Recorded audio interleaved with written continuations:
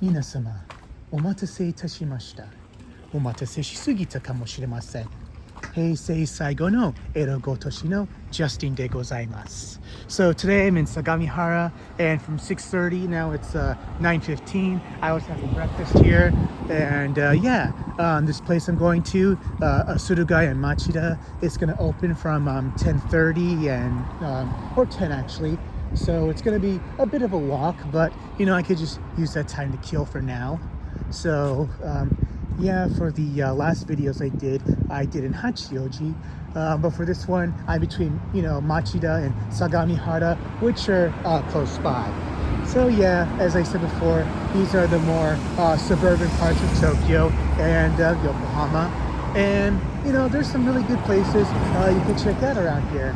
So that Gusto I went to usually opens on 7 o'clock on weekdays, but for weekends and holidays it opens to 6:30. And I also was just catching up on some work as well, at the table. And for that particular work, you know who you are. So today is October 5th, 2025, and last Monday I finished my first I uploaded my first video in a while of my regular series where I do my walk and talks around Tokyo and Yokohama and sometimes Kawasaki. So for a few weeks I was doing videos of my trip to Kyoto, Hiroshima, and Osaka. And that last video I uploaded last week around this time, it was a video of me I filmed back in March 27th. So I still have other videos that I filmed between then and before my trip to Kyoto around mid-May that I still got to upload, and I did those months ago. So it's nice, I do get busy, and I really do like to have lots and lots of content ready just in case I get busy and can't find the time to record any videos. So anyway, here's this really nice building, which is called the solar power building. And as you can see here, the walls do have solar panels, which is nice. And I've recently got myself like a tiny 30-watt foldable solar panel, which I use to, let's say, charge my phone and my power bank. Oh, nice Nissan Silvia here. But anyway, so as I said before, today's October 5th. So what else was there? So yesterday, Japan, or at least didn't really elect it directly, more like the LDP, short for the Liberal Democratic Party. Don't let the name fool you. It's a conservative party. The last prime minister, Ishiba, he resigned. So now Japan has a new prime minister, and it's the first Sanae Takaichi, and she's like the first ever female prime minister of Japan, which is why it's considered a historical breaking thing. But of course, the liberals, mostly the American liberals, are upset about this. He's like, I didn't want this to be the first women prime minister because she's a hardcore conservative. So to the liberals, they don't count or whatever, the conservatives. But anyway, as you probably know, I don't really talk much about politics, not because I have a disinterest in it, but I do have my views, but I do like to mostly keep my views private. Because people are kind of sensitive about this stuff, and it doesn't matter if you're liberal, conservative. It's just like, hey, everybody's sensitive about something. So I just kind of want to address like, hey, I'm living in Japan, and during my stay here, I get to be part of or witness this kind of history of hey, Japan had its first ever female prime minister. Really nice and praise it back there. So this is a really nice place to walk. Of course, this is not Shinjuku, this isn't Shibuya, this isn't Akihabara, but this is kind of a really nice place to just chill and relax, and there are some really nice places you can find here to do some simple shopping. And of course, there's like simple Japanese style fast food restaurants like Matsuya. More healthy compared to American style fast food, that's for sure. So yes, and of course, a few weeks ago, between the shooting of my last videos in Hachioji and this video, of course, like the reason why I kind of avoid talking about politics is, the reaction to the passing of Charlie Kirk, if that's his name. So yes, I was loosely aware of who Charlie Kirk was. I understand that he was a hardcore conservative, and of course, he had his controversies, especially amongst the liberals. And unfortunately, the video of his murder did end up on my social media feed, and I had the unfortunate pleasure of, just happening to watch it. And yeah, it was pretty, fucking crazy. And the irony is they were talking about, school shootings, and then all of a sudden this dude gets shot. Really nice Lancer evolution here. Okay, so let me try to calculate what this means. Never mind. The light is green, and I kind of want to make haste to get to my destination. But of course, these commentators, whether you're Bill Maher or Rush Limbaugh, you're just going to generate controversy. And as Eric Bischoff, the former president of WCW, would say, controversy creates cash. And pretty much that's what these guys do. And so I understand this Charlie Kirk guy. He was like a conservative speaker who would visit all these colleges just to challenge, the liberal status quo there. I understand that this particular shooting happened in Utah. I've been to Utah. I know people from Utah, and I have never met a liberal from Utah. So I don't know what business he had there, and kind of ironic that, he gets shot of all places there. I'm not trying to say, that's a good or bad. I'm not trying to say that's a good thing, but man, I don't think anyone would have saw that coming. But and it's kind of pretty crazy. Like, I see people on social media, celebrating his death and all that other stuff. And it's pretty fucking crazy, just to celebrate, someone who died just because they didn't have, like, let's say, the same beliefs as you. I mean, yeah, he said some crazy shit, maybe, that's for sure. But it's not like, he went out and just say, hey, let's just killed a bunch of people or whatever. So there's that. And I also understand that South Park wants to pull the episode where Cartman parodies him. But apparently, Charlie Kirk was actually flattered that South Park made fun of him. So it's like some people are saying, no, keep it, Charlie would have wanted that. I mean, like I said, I really didn't know much about the guy.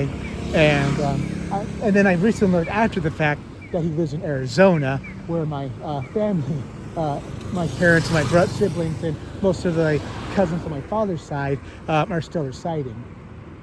So, so it's relatively big news there. And while it's kind of a big deal amongst, the people in my community back home.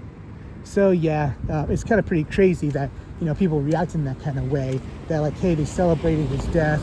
And of course, there are people who are getting fired for it, and the conservatives, are celebrating that.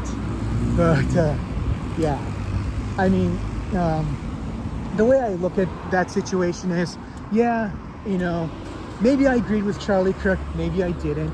But, when a guy dies, especially like that, let the people who loved him, speak for him. That's all I gotta say. That's what Jerry Lawler said, when Andy Kaufman passed away. Of course, what I'm talking about is a total work, in a pro wrestling industrial term, meaning, it's all performance. I mean, they had a pretty heated rivalry on, we were to believe back then what was going on between Kaufman and Lawler was real. I mean, it went as far as to the point of, let's say, Jerry Lawler slapping Kaufman. And, guys, look at this. Yeah, it's a pretty narrow road here, as you can see. So, Jerry Lawler slaps Kaufman, on David Letterman. which was like happening as she was starting a show. And then, you know, Kaufman throws coffee on him and goes on pretty much everything. Imagine all the 7 dirty words that what was his name? George Carlin came up with, but on steroids. And like they had to beep him every few seconds. Yeah, I really like this lumber. Yeah, just want to take a small detour. So yeah, they got all this lumber here. Oh, and pretty much that's like, yeah, I'm just thinking about what I can do to make my cabin someday. So yeah, you got some free wood here, which is nice, but unfortunately I don't have any bags or whatever to take this with me. You've got some loose lumber, and yeah, my wife wants to make a deck outside her house, and I don't think this wood is good enough for this particular needs. She said, yeah, goju omochi kudasai, meaning, please take some, wood. This pretty much would be bordered for like your door or your windows. Yeah, after my, during my hospitalization and after my hospitalization, I've been studying DIY stuff, and yeah, and I just kind of want to get started on that. And that store over there, I just buy some tools and some clothes just to do construction work and whatnot. And this is a big camera, Kojima, just an electronics store. So yeah, it's just like, going back to the Lawler and Kaufman rivalry. So yeah, so this happened in in the early half of the 80s. At that time, pro wrestling was given the illusion that what is presented to you is supposed to be real and not a performance or a work. So yes, and then during that time, during the heat of the rivalry, Andy Kaufman unfortunately dies of lung cancer. And then, they had to address this on TV with Jerry Lawler. And in the way that Jerry Lawler addressed it, even though they were friends in private and they hated each other on TV, they had to keep that illusion. They're like, hey, they were bitter rivals. And Lawler said like, hey, you know what? I understand that he's dead and that, his loved ones mourn him. But if you're going to talk to me about his death, if someone dies, talk to their loved ones. Like, that's just like the best way he did it. And, that's kind of how I feel about what happened with Charlie Kirk. And, I'm not going to say I loved him or hated him because I really didn't know much about the guy. And I never really heard of him or got into him until his recent assassination and the way that people are reacting and whatnot. And going back to those Lawler's comments after Kaufman's death, this Starbucks, too expensive for me.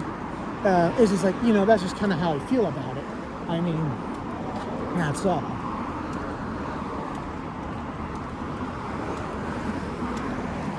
Okay, so this is a moving company right here to my left. ARC Moving Center. A used car lot. Mostly Nissan stuff. Yeah, I know that Nissan's like in the shitter right now, especially after that whole, Carlos Ghosn fiasco. They've been progressively just been going more and more and more and more down the toilet. And ironically, when Ghosn became the president of Nissan, I think in 2000, they were in a similar situation then. And then, he brought him back from the hole. And then all of a sudden, they pretty much pulled this shit on him. And then all of a sudden, they're back in the hole again. So who knows if they're going to last or not. I mean, I hate to see Nissan go out of business. I hate to see a company, that made the Fairlady ZS30, the Sylvia, and the Skyline. I hate to see a company like that, go out of business. Unless, Honda or Toyota or Mazda acquires them, or Mitsubishi acquires them or something. That way they can keep those unique car lines going. I know that they're now going to stop, they discontinue the R35 Skyline, which is also a pity because that's a really nice car. Mama and Pasta. Mama Pasta. This looks like a really good restaurant. Cute sign too. Pizza, spaghetti, and cake. So it's like, okay.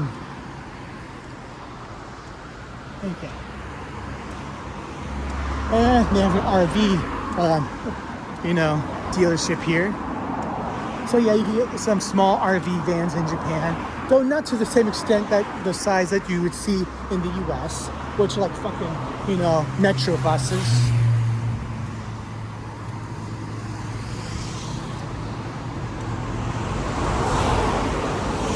Get yourself a nice camper. Perfect for single people, maybe, or couples. An electronics store. If you want to buy light bulbs or, whatever stuff like wires and whatever. A Sukiya. Hopefully they don't serve mice here, unless you know what I'm talking about. And someone has a camper in the parking lot here. Yeah, you can see they have houses here too on the left side.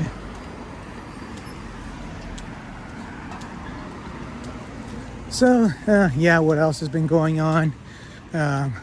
Okay, so yeah, there's a lot of car dealerships here. I'm passing by a Mazda one. Hopefully I see RX-7 or RX-8. No, I don't see any here. Be nice if I did, though.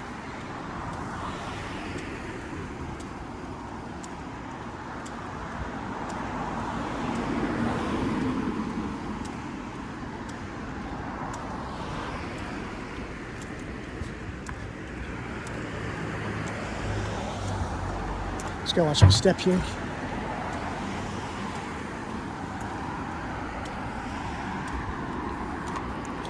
All right, now I'm gonna approach an Audi one. Yeah, it's pretty. Yeah, it's. I don't know how many kilometers or miles it is to my destination, but I know it's gonna take like 90 minutes to get to where I am. And once I get to, let's say, Kobuchi Station, which is on the way there, that's when I'll stop recording. Yeah, I just want to make sure there's no bikes coming from behind me first. That's kind of what I'm focused on. Oh, that red car. I think that's either the GR or the GT86. I know in MF Ghost, what was his name? Kanata, he drives the GT86. And in the recent sequel, Subaru and Subaru, one of the main characters, Subaru Kudo, I think he was recently given a red GR86. And Subaru Sato, the other main character, whose story takes place in Akina, she drives a Subaru BRZ, which is essentially the same car because that car was co-produced by Toyota and Subaru, which is pretty cool. It's also interesting to note that because, towards the end of the fourth stage, Bunta gets a new car, Takumi's dad, and he gets a Subaru Impreza. And he's still driving a Subaru in this one. And I think, what was it? Subaru and Subaru. It takes place, 30 years after Initial D. And yeah.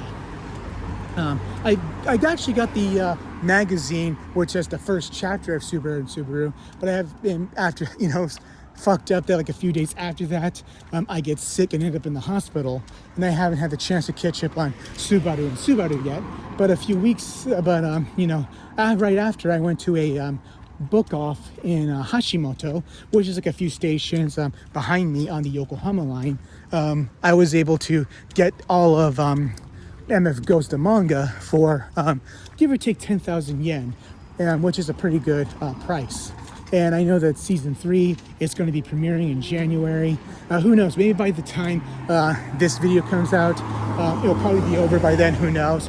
But yeah, I'll probably want to be caught up or finished with the manga by then. And yeah, I've also been collecting a lot of manga lately.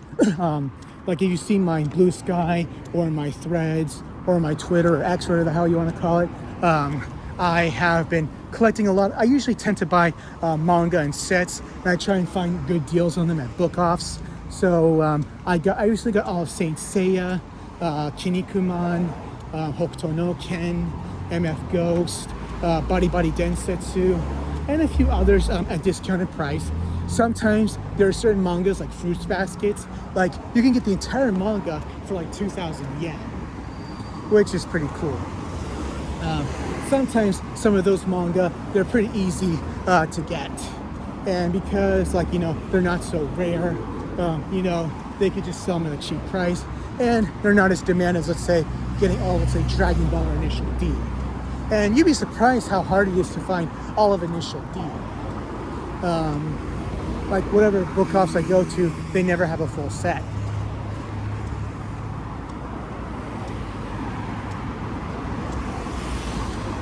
All right, I don't have to go up here. That's good. And this orange building right here, this is a net cafe. So if you're like functionally homeless and or you just missed your last train, these are some places you can go to. They include showers. You can buy cheap meals from here, and also they have some have massage machines, and you pretty much go to a booth and you just relax there. So yeah, I do have experiences with these kinds of places, but that's another story for another time because they kind of rouse up some pretty bad memories from 15 years ago that I'd rather keep behind me. All right, really nice motorcycles with Kawasaki. All right, that was a Toyota hybrid. Yeah, so obviously this is a very, car-centric part of Tokyo compared to other places. Even though there's a train, okay, so I'm between Fuchinobe and, so I'm walking from the direction of, Fuchinobe Station, and I'm walking in the direction of Kobuchi Station, both on the Yokohama line. And the Yokohama line connects Yokohama Station to Hachioji. Yeah. Okay, so that gorilla billboard, that's a doguya, meaning it's a tool shop. Yeah, maybe I'll need to buy some tools soon. I mean, I gotta talk to my wife about, building that deck and, whether she wants it or not. And, once, we talk about it, I can get the proper preparations. I should be able to make it myself. No, I haven't made a deck before, but I do have experience, putting together some cabinets and, pouring and mixing concrete, just some of that generic stuff. I mean, and I've been watching tutorials on YouTube, so when the time comes, I think I'll be ready with little to no hassle. So yeah, it's you can learn a lot of shit on YouTube, if you really look, instead of looking at the stupid dance videos and whatnot. But yeah, YouTube is a very educational tool. I mean, I know the stupid shit, gets the views and, makes all the money. But yeah, there's true value in, looking up the educational stuff. That's all I gotta say about that. Volkswagen, the Hitler cars, 7-Eleven, pachinko, and I don't think this house is abandoned, it looks like it. But yeah, I know that, abandoned houses are kind of the rage on social media to some degree. And yeah, and I know that some foreigners are buying, houses that are said to, oh, I got this house for free, or I got this house for $5,000, or I got this house for $10,000.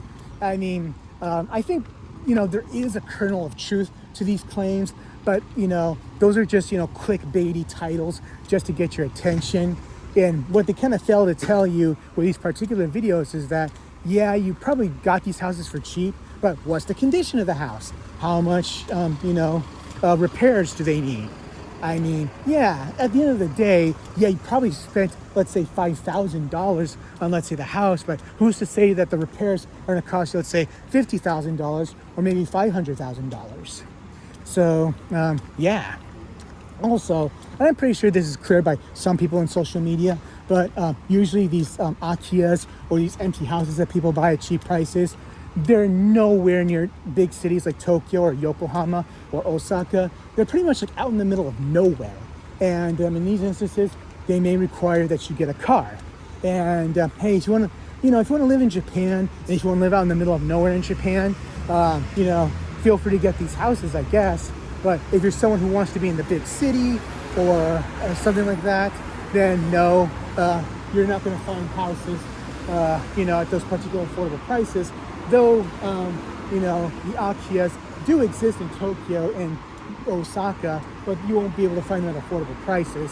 And of course, I've seen some in those cities that awfully need, you got to really fucking tear down the house and then, put it back, brick by brick, and then rebuild it from scratch. And yeah, you're probably going to spend more money, making a new house as opposed to, let's say, buying it for what you got. And of course, if you're okay with, let's just say, paying the taxes on it and whatnot, then hopefully, it'll all work out.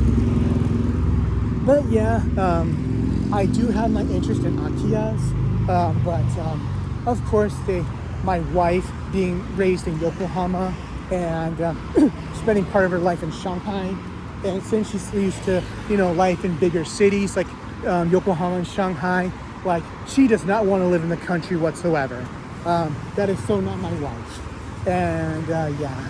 And she told me, if I ever want to get a house for this for myself, then yeah, she told me she's okay with that as long as I take care of it, as long as I pay for all that stuff myself. I'm like, oh, okay, maybe someday. Yeah, talking about DIY stuff. Yeah, here's a tool shop, electric tool shop. You can buy them new or used here, which is cool. So yeah, as opposed to, let's say, buying, an Akiya, I pretty much want to buy some land somewhere, maybe somewhere in the mountains, be like Masoyama, build a cabin, and just like do some martial arts training near a waterfall or something. That'd be pretty cool. But I'm kind of more interested in, let's say, building my own house and then, or cabin or whatever, and then just build it and then like, install off-grid, let's say plumbing, off-grid electricity, and yeah, make it a true DIY house. And yeah, I kind of want to build some experiences, just using baby steps, starting with a wooden deck at my present house, and then, just work my way up, maybe build a shed, and then, just slowly gain experience to the point like, hey, I can probably build a house with my own two hands. And of course, I know like in the US and Canada, they have things like Easy Rock House, where you can buy like a set anywhere between, depending on the size, anywhere between like $5,000 to, let's say, $100,000, and they send it to you. And depending on the size of the house, you can do the house yourself, or you can require the assistance of, let's say, 2 or 3 people, and you should be done in like a few days or whatnot. So yeah, I've seen in Japan that they do have similar sites, and they do have them for like similar prices. So I'm thinking like, hey, maybe I can, buy a house kit.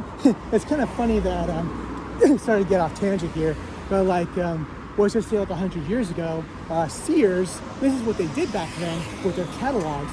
And through a Sears catalog, you can buy, let's say, a home kit, and they would deliver it to you, and then you could pretty much, build the house using their kits that they delivered to you. So that's pretty much like one of the origins of Sears. And then like you start out as a catalog, and then ironically, they kind of get beat by, let's say, they eventually become, let's say, a store that you can physically go to. And then ironically, they get destroyed by, let's say, the digital version of how they started out by sites like Amazon. But yeah, I see that Amazon has such options as well, but I just really haven't fully explored that option yet. But yeah, so I'm just like, okay, when it comes to DIY, I don't want to go big right away. I just gotta go slowly. But yeah, also trying to teach myself how to use solar panels, and eventually, hopefully solar install stuff in my present house, put some solar panels on the roof, and then, maybe get like a Bluetti or an Anker Solix, and then maybe use, let's say, a manual transfer, not really a transfer switch, but, like those switch, not like a transfer box, but more like a special switch you put on your circuit breaker, where you can switch between using, let's say, the grid or your backup power. I just don't want to use a transfer switch because it's very limited. You can only choose, let's say, 6 or 10 things depending on the transfer switch you use. But if you use interlock, I can use my backup power to, let's say, power the whole house. So yeah, I kind of like I'm studying electrician stuff as well, and just teaching myself, how to work with electronics, and of course teaching myself about plumbing. Looking stuff on the internet, mostly YouTube. Like if I can find like a really good instructional videos, I do follow those. So yes, Nitori. This is sort of like a mall here. As you can see here, we have a Toys R Us here, and Babies R Us. And I know that they've been out of business in North America for, let's say, the last few years. But of course, they still exist here in Japan. And Yamada, it's another electronics store, nationwide in Japan. So yeah, this is a mini mall, a Lexus dealership. I gotta get the name of this particular road, just in case you're interested. I would look at Google Maps, so I'm using my phone right now. Find your Lexus driving fair. Yeah, Lexus is alright.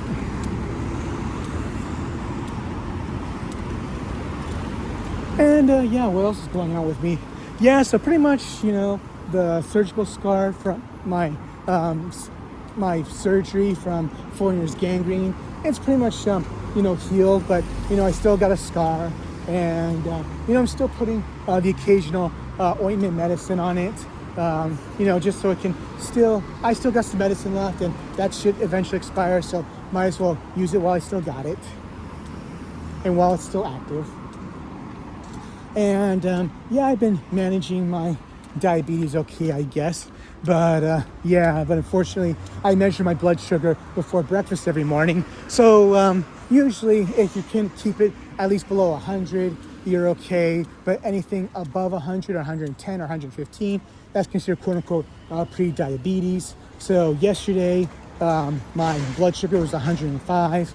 And this morning, my blood sugar is 106, so it's a little, lower level pre-diabetes situation. So yeah, I understand what the culprits are. And so yeah, what was it? So Friday, I went to my daughter's field day, and pretty much she did a color guard dance. And after that, we went out for lunch to a Coco's on our way to a mall in Yokosuka. And, my blood sugar was kind of low that day. It was below 70, which is kind of dangerous. And then, after I had lunch, I just had, a pudding dessert. And then between that and dinner, which I shouldn't have been doing, that's my fault, I went to a cat cafe with my daughter, and for a drink we were supposed to buy there, I got myself a fruit smoothie. And then I had dinner afterwards. So usually I was discouraged from, let's say, having any kind of snacks or smoothies between meals. So because of that smoothie, and it wasn't really that big of a one. It's comparable to, let's say, a McDonald's small drink. And I had that smoothie, and then I woke up and then I had dinner like a couple hours afterwards. And I think that did the trick in, let's say, okay, my blood sugar is now 105 or 106. And then yesterday, I had bought Panda Express and pizza for dinner for my family. And then, I had Panda Express. It was just orange chicken, Mongolian pork, and then half chow mein and half fried rice. And then, that's what I had for dinner. It was, let's say, after 6 p.m. And I fasted between dinner and breakfast this morning. And I had breakfast between 6:45 and 7 this morning, and my blood sugar measured in about 106, 107. So, I think that kind of did it. So I got to be careful what I eat now. So I remember when I was in the hospital, my blood sugar was about, let's say, maybe over 300.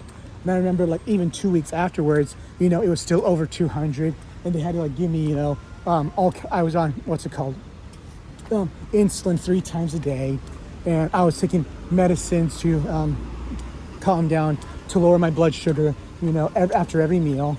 And eventually, my blood sugar lowered to the point where, let's say, 2 weeks before I was discharged, it was just, at normal levels. And they reduced my intake of medicine and other stuff, which is good. And so I got to be careful. I'm not going to snack between meals and, avoid certain kind of foods and whatnot. Avoid certain, high carbohydrates. And I should be fine.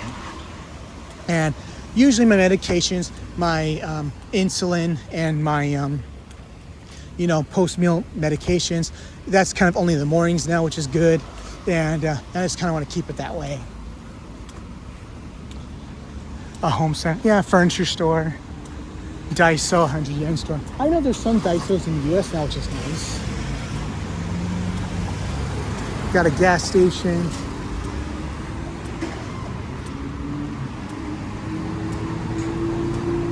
Just passed by a bus stop. So and of course that cat cafe I went to with my daughter. Oh yeah, she really enjoyed it. And unfortunately, my wife, she's allergic to cats. So I had the privilege of taking her, and she had a good time. And the staff there, they properly taught her how to properly, pet a cat. And then once she got that down, no problem. And she really had a lot of fun. Huh. Are they making a new Pizza Hut, or are they tearing that one down? And there's a KFC there too. Okay, this is, Onodai Roku Shomen. So Onodai 6. This is what this road is called. All right, we're on the right track.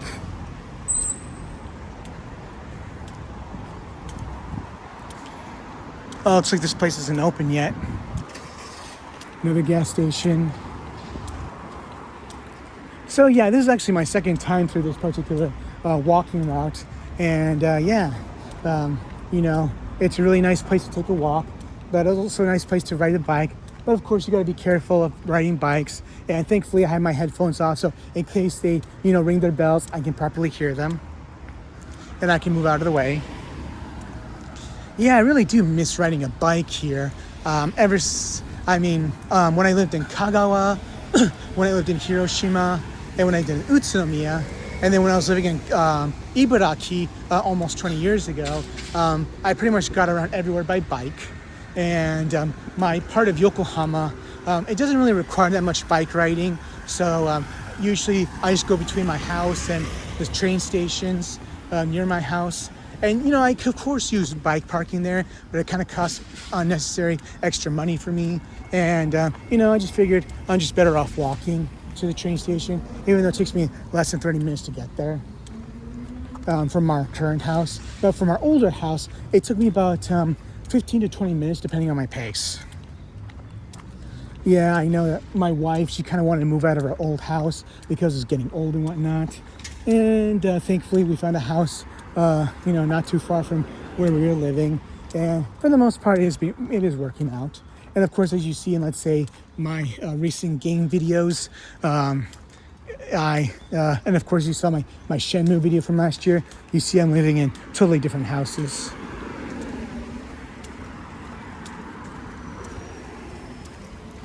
All right, I'm almost at the station. When I get there, I'll stop this video so, I can conserve battery and, look at Google Maps to see where the hell I'm going next. So I'm almost at Fuchinobe Station. Kobuchi Station, sorry. So yeah, you kind of get some condos here and some apartments, some houses. Okay, it's like a study center. Yeah, this place is nice. I don't know how much these places cost though, but I would say living, let's say, this part of Tokyo or Kanagawa, it's really cheap, relatively cheaper than living in the main city. Found Waldo.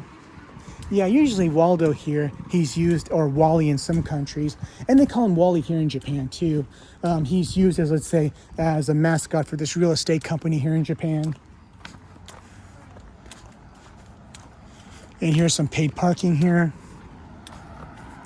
So 700 yen for 24 hours or 200 yen for 40 minutes.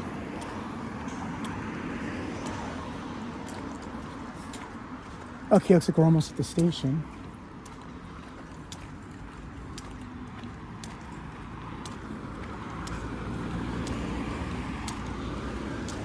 And the last time I was here, I was by this book off, and the book offs here, they weren't that special.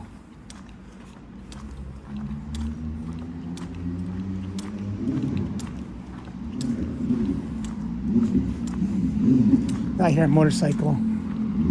Yeah, I know people complain that they're loud, but yeah, I knew it was a Kawasaki Ninja, but the reason why they're loud is like, hey, you know, especially if you're a rider like I used to be. I mean, especially if you're driving, you know, it's kind of hard to pick up what you see and whatnot. Sometimes you'll be surprised what your mirrors can't see, and especially, you know, not just big cars, but little motorcycles. Yeah, that's even a bigger problem.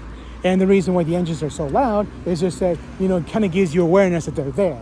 I mean, you know, they could honk a horn, but if you've ever heard, let's say, you know, a horn of a motorcycle, let's just say they're not that, you know, intimidating and not that loud. So yeah, the engine needs to be loud just so you know that they're there. It's a lot more safer than you think, like compared to, let's say, electric car. I mean, electric cars are nice and all. Yes, I'm not going to deny they're good for the environment, but I have a cousin back home in the U.S. She trains icing dogs or guide dogs. And one of the problems was these, of course, the electric cars. Yeah, they're really, really quiet. You can't even hear them as they run. But when it comes to, let's say, visually impaired people, you know, just so they know the cars are coming, they have to, you know, that they hear them. So they have to use like their ears just to make up for their lack of sight.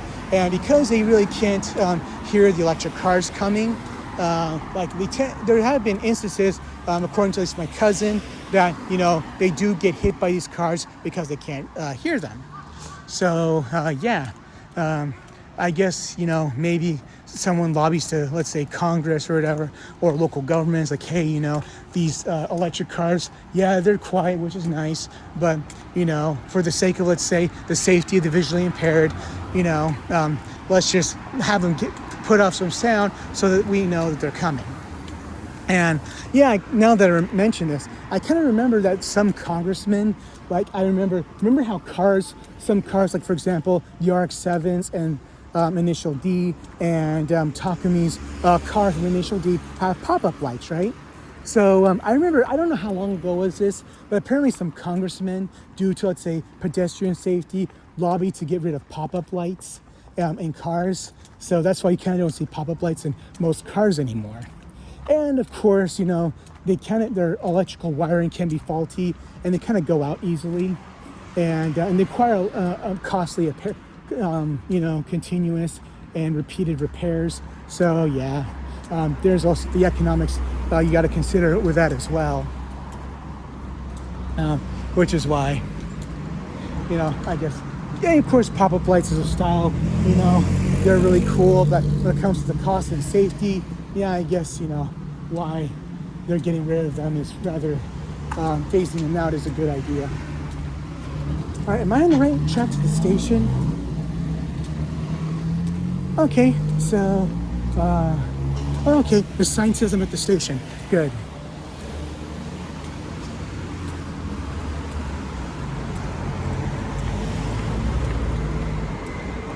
Okay, so I'm just gonna call it a day here and talk to you guys later.